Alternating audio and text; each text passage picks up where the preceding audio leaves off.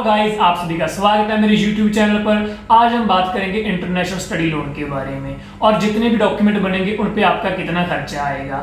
अगर आपके पास पैसे कम हैं और आप स्टडी अब्रॉड में करना चाहते हो तो ये वीडियो आपके बहुत ज्यादा काम आएगी। अगर आप चैनल पर पहली बार आए हो तो जल्दी से चैनल को सब्सक्राइब कर लीजिए और बेल आइकन को दबाना ना भूलें, जिससे आपको मेरी नई वीडियो के नोटिफिकेशन टाइम टू टाइम मिलते रहेंगे। सब कुछ अच्छे से जानने के लिए वीडियो को एंड तक जरूर देखें। तो चलो गाइस, वीडियो स्टार्ट करते हैं। सबसे पहले हम बात करेंगे रिक्वायर्ड डॉक्यूमेंट्स के बारे में, जिनके बिना इंटरनेशनल स्टडी लोन पॉसिबल नहीं है।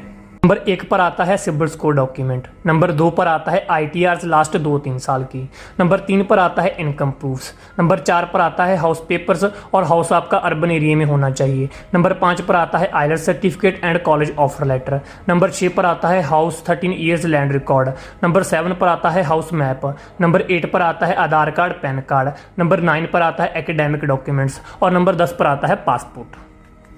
इनके बारे में मैं आपको अच्छे से एक्सप्लेन करूंगा कंप्लीट प्रोसेस में, और इसमें मैं बात करूंगा एप्लीकेंट एंड को एप्लीकेंट के बारे में। एप्लीकेंट इसमें स्टूडेंट है जिसके बेस पे इंटरनेशनल स्टडी लोन अप्लाई होगा, और को एप्लीकेंट इसमें पैसे भरने की गारंटी देने वाला होता है, जिसकी उम्र 60 साल से कम होनी चाहिए और वो अपनी आपकी फैमिली से बिलोंग करता हो, जैसे आपके फादर। सबसे पहले आता है सिबिल स्कोर, जो सबसे मेन है। अगर आपका सिबिल स्कोर खराब हुआ तो आप इंटरनेशनल स्टडी लोन अप्लाई नहीं कर सकते। इसमें एप्लीकेंट एंड को एप्लीकेंट दोनों का सिबिल स्कोर चेक होता है। सिबिल स्कोर चेक करने के बाद बैंक आपको अपने लॉयर का नंबर देगा, जो कि आपकी फाइल रेडी करके देगा। उसके लिए लॉयर आपसे आपका हाउस पेपर्स, हाउस मैप और 13 साली डॉक्यूमेंट, जिसे कहते हैं 13 ईयर लैंड रिकॉर्ड, वो भी आपसे मांगेगा। 13 साली डॉक्यूमेंट के लिए आपके 2 से लेके 3 दिन लगेंगे। और अगर आपका हाउस मैप पहले ही बना हुआ है तो बहुत अच्छा है। अगर आपका हाउस मैप पहले नहीं बना हुआ तो इसके लिए आपके 10 से लेके 15 दिन लग जाएंगे।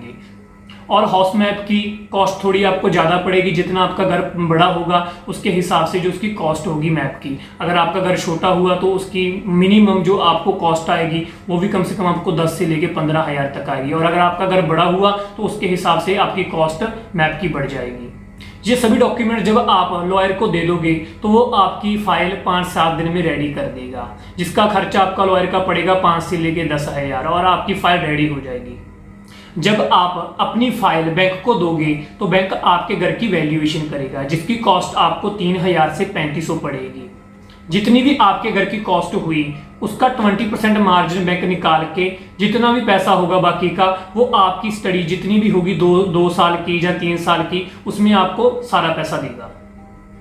और इसमें से भी बैंक आपका सारा पैसा पे नहीं करेगा। मैं आपको एग्जांपल के तौर पे समझा देता हूँ यार, अच्छे से आपको समझा जाएगा। मान के चलो आपके घर की वैल्यू 30 लाख रुपए है, तो बैंक पहले अपने 20% मार्जिन निकाल लेगा, पीछे बचता है 24 लाख रुपए।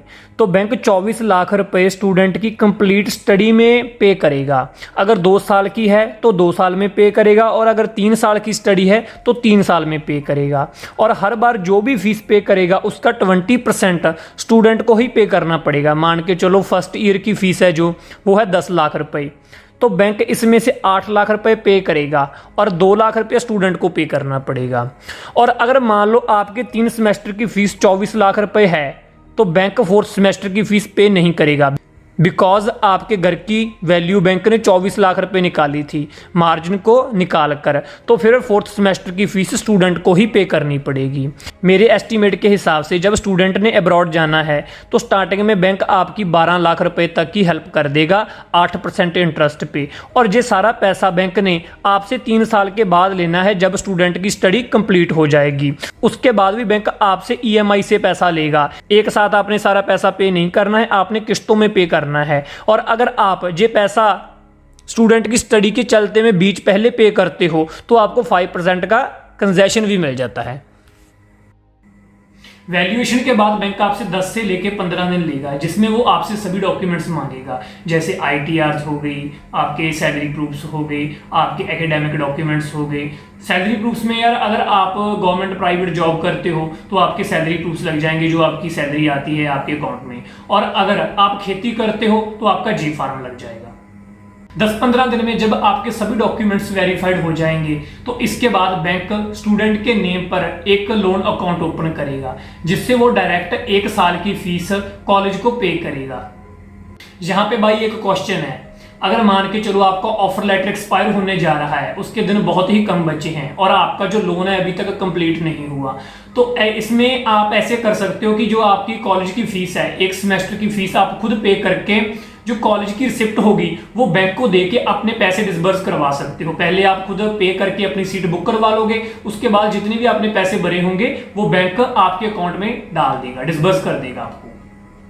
और यहाँ पे भाई एक बात और भी है, बैंक स्टूडेंट का जीआईसी पे नहीं करेगा, जीआईसी स्टूडेंट को खुद ही पे करना पड़ेगा। बट जो लोकल एक्सपेंडिचर होंगे स्टूडेंट के, जिसमें से मान के चलो स्टूडेंट का बुक्स का खर्चा हो गया, लैपटॉप का खर्चा हो गया, एजेंट फीस का खर्चा हो गया, तो ऐसे एक्सपेंडिचर आपको बैंक दे देगा। वो भी आपको वैसे ही देगा, 20% मान के चलो आपको पे करना पड़ेगा और 80% वो आपको बैंक पे कर देगा।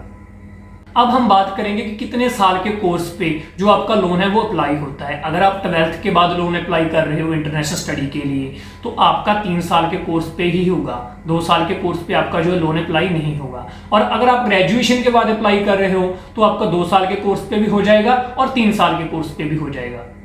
और अगर आपके कुछ क्वेश्चंस हैं और अगर आप कुछ पूछना चाहते हो तो पहले की तरह आप कमेंट्स में पूछ सकते हो, आपके सभी आंसर मैं आपको कमेंट्स में दे दूंगा। एक मेन चीज यार, बहुत बंदे ऐसे हैं जो वीडियो देखते जरूर हैं लेकिन चैनल को सब्सक्राइब नहीं करते, तो प्लीज यार मुझे बोलने मत दिया करो, आप जल्दी से जाकर अभी चैनल को सब्सक्राइब कर दो। Thank you for watching.